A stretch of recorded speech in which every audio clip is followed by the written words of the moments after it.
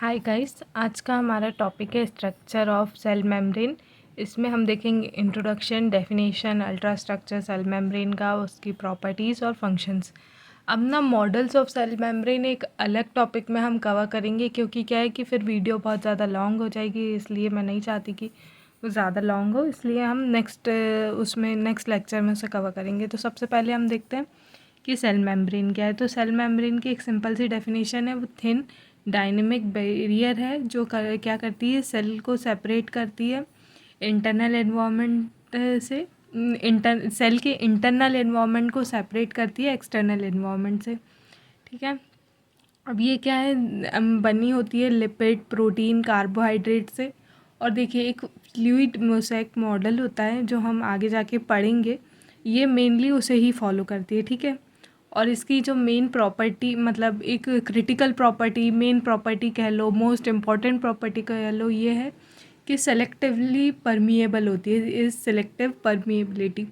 इसका मतलब क्या है कि ये ना केवल जो इम्पॉर्टेंट मॉलिक्यूल्स है, सब्सटेंसेस है, उन्हीं का एक्सचेंज करती है, बाकी सबको रिजेक्ट कर देती है। ठीक है, allowing controlled exchange of substances while maintaining cellular homeostasis. और ये जो सेमी परमेएबल लिपिड बाइलेयर होती है, रेगुलेट करती है कि क्या इंटर होगा सेल में और क्या नहीं।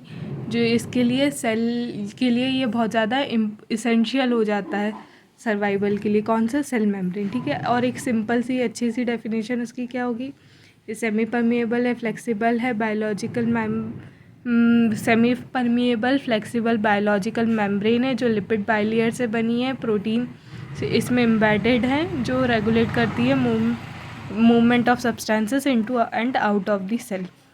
अब इसका मतलब क्या है कि देखिए, एक सेल है, उसमें सेल मेम्ब्रेन है, वो क्या है, सेमी परमिएबल है। मतलब कि क्या है, जो भी मॉलिक्यूल्स आएंगे, सब्सटेंसेस आएंगे, तो कौन से एसेंशियल है सेल्स के लिए, वो ही एंटर होंगे, बाकी सब रिजेक्ट हो जाएंगे। ठीक है, और फ्लेक्सिबल है ये, और क्या है कि लिपिड बाइलेयर से बनी है। अभी हम इसका अल्ट्रा स्ट्रक्चर देखेंगे तो आपको और अच्छे से समझ आ जाएगा। ठीक है, अब अल्ट्रा स्ट्रक्चर में ये पढ़ लेते हैं, फिर मैं आपको अच्छे से डायग्राम दिखाऊंगी, उससे बहुत अच्छे से समझ आएगा। ठीक है, तो अल्ट्रा स्ट्रक्चर में क्या है, composed mainly of phospholipid molecules arranged in a bilayer structure with hydrophilic head facing outward and hydrophobic tell inward. देखो, हाइड्रोफिलिक है यानी कि वाटर लविंग, हाइड्रोफोबिक है यानी कि वाटर हेटिंग। मतलब फोबिक, हमने कई बार, बहुत बार ये वर्ड सुने ना, फोबिया है मुझे अंधेरा का फोबिया है, इसका फोबिया, उसका फोबिया है, तो वहीं से ये वर्ड आया हाइड्रोफोबिक, जिसे पानी का डर है। मतलब कि वो जो टेल है ना, पानी को फेस नहीं करेगी। ठीक है, और proteins are embedded with in this bilayer performing various functions such as transport channels और रिसेप्टर्स।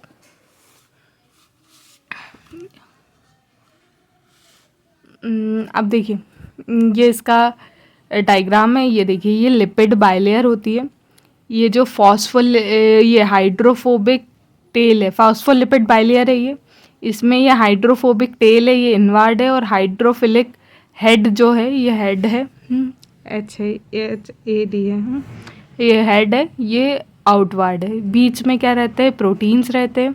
प्रोटीन्स में भी दो टाइप के प्रोटीन्स हैं, इंट्रिंसिक जो कि इंटरनल प्रोटीन्स को हम कहते हैं, और एक्सटेंसिक जो कि एक्सटर्नली प्रेजेंट रहते हैं, उनको बोलते हैं। ये जो इंट्रिंसिक प्रोटीन्स रहते हैं, ये एम्बेडेड रहते हैं, जो हमारी लिपिड बाइलेयर है इसके बीचों बीच, तो इनको एक्सट्रैक्ट करना थोड़ा सा टफ हो जाता है, और ये 70% ऑफ एरिया भी कवर करते हैं प्रोटीन्स में। और जो एक्सट्रिंसिक प्रोटीन रहते हैं जनरली आउटसाइड रहते हैं, तो इनको सेपरेट करना है ईजी होता है इन कंपैरिजन। ठीक है, तो आई होप कि आपको ये डायग्राम समझ आया होगा किसका, सेल मेम्ब्रेन का। अब हम इसको और डिटेल में समझते चलते हैं। अब हम इसका जो अल्ट्रा स्ट्रक्चर से हम डिटेल में जानते हैं।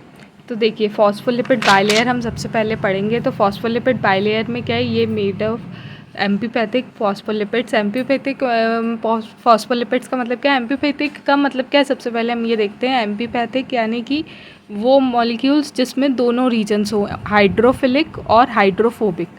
ठीक है, उन्हें हम बोलते हैं एम्पीपैथिक। तो ये क्या है, जो फॉस्फोलिपिड बायलेयर है वो एम्फीपैथिक फॉस्फोलिपिड्स से बनी है। हाइड्रोफिलिक फॉस्फेट है, हेड होता है जो क्या है कि आउटसाइड फेस करता है, और जो ये हाइड्रोफोबिक होता है वो इनसाइड फेस करता है, ठीक है।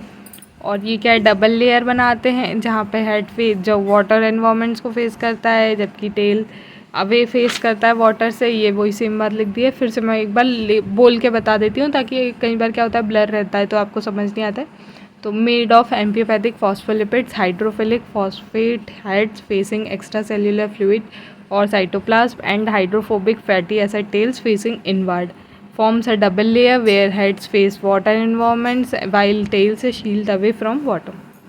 अब इसका सिग्निफिकेंस क्या है, ये बैरियर की तरह काम करता है, फ्री पैसेज ऑफ मॉलिक्यूल्स को प्रिवेंट करता है, स्ट्रक्चरल इंटीग्रिटी को बनाए रखता है, ये सब, ठीक है। प्रोटीन्स की बात करते हैं। अब हमने इसमें देखा ना एक्सट्रिंसिक और ये इंट्रिंसिक प्रोटीन्स, अब हम इन्हें ही डिटेल में पढ़ेंगे, बाकी कुछ नहीं है। तो प्रोटीन्स के हम protein molecules occur at places both inside and outside of lipid layer. Internal proteins को हम इंट्रिंसिक या इंटीग्रल प्रोटीन बोलते हैं, और एक्सटर्नल प्रोटीन्स को हम इंट्रिंसिक या पेरिफेरल प्रोटीन्स बोलते हैं। Integral protein 70% of total membrane proteins का हिस्सा बनाते हैं, और ये इजीली एक्सट्रैक्ट नहीं हो सकते, ये जो हमारी सेल मेम्ब्रेन है उसको डिस्टर्ब करे बिना। और कुछ प्रोटीन्स रहते हैं जो पूरी लिपिड बाइलेयर में रन करते हैं, जिन्हें हम बोलते हैं टनल प्रोटीन्स, ठीक है। और पेरिफेरल प्रोटीन्स इजीली सेपरेट हो सकते हैं माइल्ड ट्रीटमेंट से। सिग्निफिकेंस क्या है इसका, स्ट्रक्चरल और फंक्शनल स्पेसिफिसिटी देते हैं किसको, मेम्ब्रेन को। अब नेक्स्ट हम देखते हैं, इसमें कार्बोहाइड्रेट और कोलेस्ट्रॉल भी रहता है। कोलेस्ट्रॉल केवल एनिमल सेल्स में प्रेजेंट रहता है, ठीक है। तो कार्बोहाइड्रेट्स क्या है, आउटर सर्फेस में प्रेजेंट रहते हैं, जिस ग्लाइकोप्रोटीन्स या ग्लाइकोलिपिड्स के फॉर्म में। और इसका सिग्निफिकेंस क्या है, सेल रिकग्निशन। कोलेस्ट्रॉल क्या रहता है, ये क्या स्टेबिलिटी मेंटेन करता है मेम्ब्रेन की एक्सेसिव फ्लूइडिटी को प्रिवेंट करके हाई टेम्परेचर पे, ठीक है। और सेल मेम्ब्रेन की प्रॉपर्टीज़ अब हम देखते हैं। फ्लूइडिटी है, मेम्ब्रेन जो है रिजिड नहीं रहती, रिजिड यानी कठोर नहीं रहती, ठीक है। फॉस्फोलिपिड और प्रोटीन्स मूव कर सकते हैं लेटरली और अलाउ करते हैं मेम्ब्रेन को फ्लूइड और डायनेमिक रहने का, ठीक है। सेलेक्टिव परमेबिलिटी हमने अभी देखा था कि सिलेक्टिवली परमिएबल रहती है हमारी मेम्ब्रेन, यानी कि वो जो हमारी मेम्ब्रेन है वो कंट्रोल करती है कि क्या एंटर हो रहा है क्या एंटर नहीं हो रहा है, मतलब कि जो। और इसमें क्या है, जो स्मॉल नॉन पोलर मॉलिक्यूल्स रहते हैं जैसे कि O2, ये इसको अलाउ करती है, और जो लार्ज मॉलिक्यूल्स रहते हैं, लार्ज पोलर मॉलिक्यूल्स रहते हैं, जो उनको रेस्ट्रिक्ट करती है, ठीक है। सेल्फ रिपेयर और सीलिंग का भी काम है इसका, मतलब कि अगर कहीं से मेम्ब्रेन में ब्रीच हो जाए तो वो क्या रहता है कि जो हाइड्रोफोबिक इंटरेक्शन है लिपिड्स का, उसकी हेल्प से ये रिसील हो सकती है, ठीक है।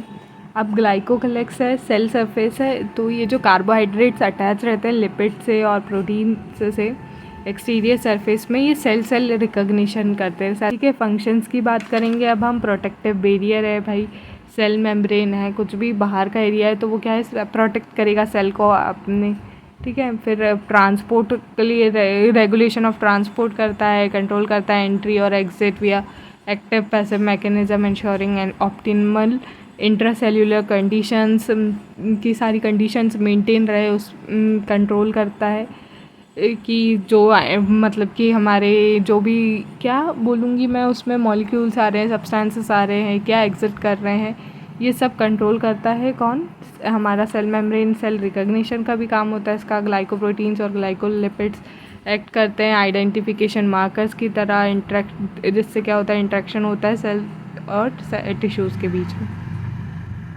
ठीक है। तो आई होप कि आपको ये लेक्चर समझ आया होगा और इसमें कुछ भी आपको डाउट नहीं होगा। और इन केस आपको कुछ भी डाउट हो इसमें और कुछ प्रॉब्लम लग रही हो तो प्लीज़ मुझे कमेंट करके बताइएगा, और कुछ भी फीडबैक हो तो वो भी बताइएगा। नेक्स्ट हम ये पढ़ेंगे models of cell membrane, laminar model और रोबोटसन मॉडल और फ्लूइड मोज़ाइक मॉडल। तो आई होप कि आपको लेक्चर अच्छा लगा हो। अगर अच्छा लगा हो तो प्लीज़ इसे लाइक कीजिएगा, शेयर कीजिएगा, सब्सक्राइब कीजिएगा। तब तक के लिए बाय बाय।